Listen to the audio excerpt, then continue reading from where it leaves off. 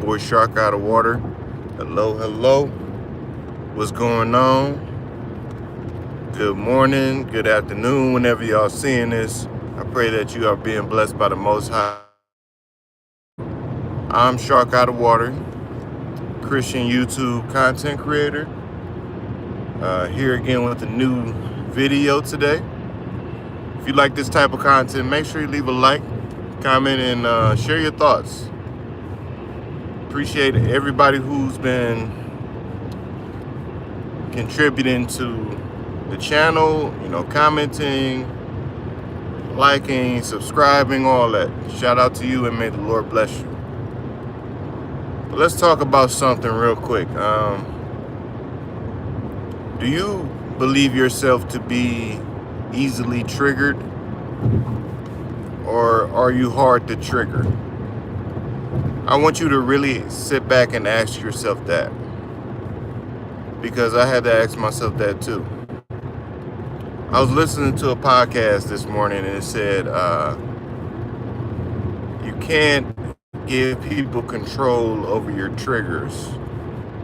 You have to observe your anger and the things that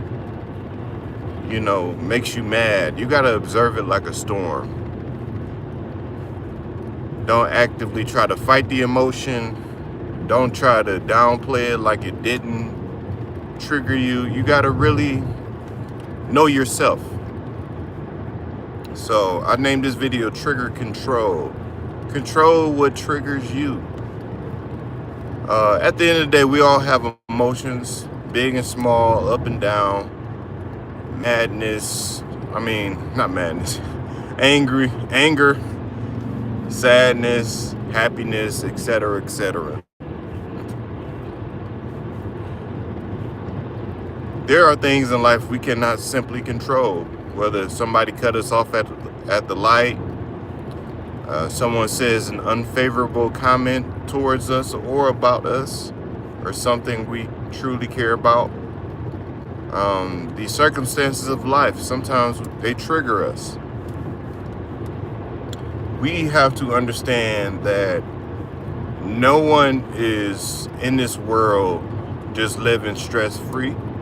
We all have a degree of stress in our lives, whether it's major or minor. You have to learn how to use that to motivate you. Meaning, if you know that you have certain bills to pay, if you're in school, if you got a paper due soon, use that stress to motivate you. Only thing we can control is ourselves, how we react to certain things. For instance, the type of job that I have right now, I'm triggered daily. Like, the comments that are said, the people that are there sometimes can be very triggering. I had to learn how to not take things personal, even though they're directed towards me.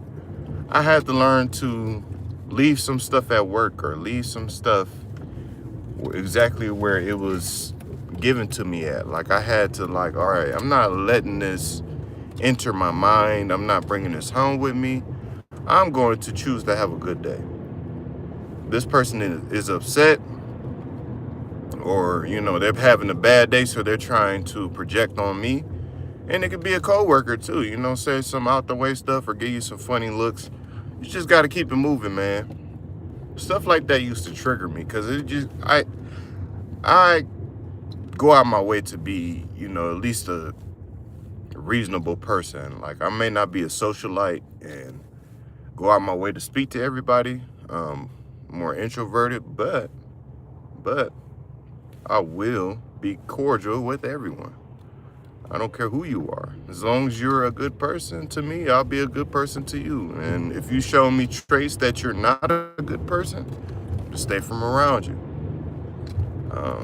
This is a trigger of mine, knowing that if I'm good to people and they're nasty to me, I'm not going to keep on getting my hand bit, so to speak. I'm going to retract myself. I'm going to limit my exposure to them and keep it moving. in relationships, you got to let people be themselves, like whether it be intimate or friendship. Um, we can't control what people say or do or how they think. I seen in the podcast today, I think the best expression of love is letting people be themselves and ultimately choose you. When you let people be themselves and they ultimately choose you, that's how you know it's genuine, it's real, and you can count on it. However, if you always got to poke and you got to prod and you got to tell somebody to talk to you a certain way or not talk to you a certain way, they keep pushing on your boundaries, then you know that it's not for you.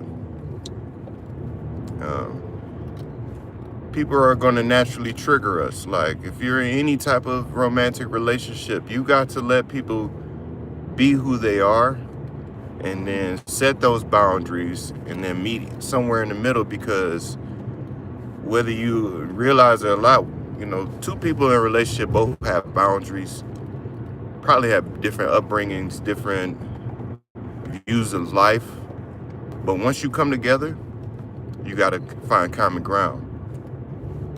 There are going to be some things at first that are going to trigger you. It's going to bother you. It may perplex you because you don't think a certain way, but that's the beauty of life and the beauty of being with somebody. It challenges your way of thinking because you may not always be right. You may not always see the bigger picture.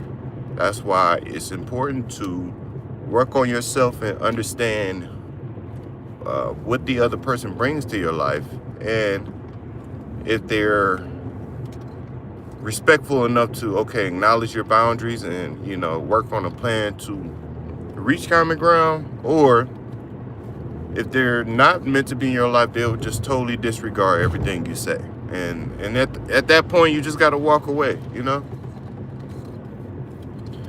It could be relationship, friendships, work. I have boundaries. Like, I don't care if people like it or not. I'm a very easygoing person. I got a lot of patience, but once that patience is out, it's over with. So as long as my boundaries that I've set are not broken or